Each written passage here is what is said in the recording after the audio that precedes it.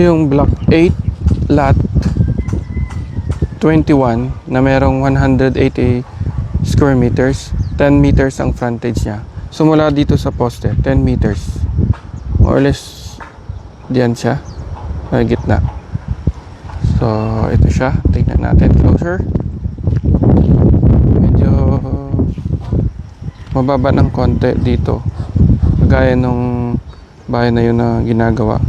So ito yung block 8 lot 21. So ito yung 10 lote mula rito sa poste nito. Tigwa 180 ito, sunod-sunod 10 lote ito.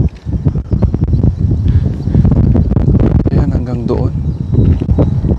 So magandang mga pang build and sell.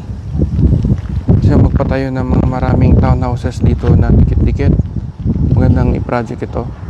O kaya mga single detached, magagandang single detached na bahay.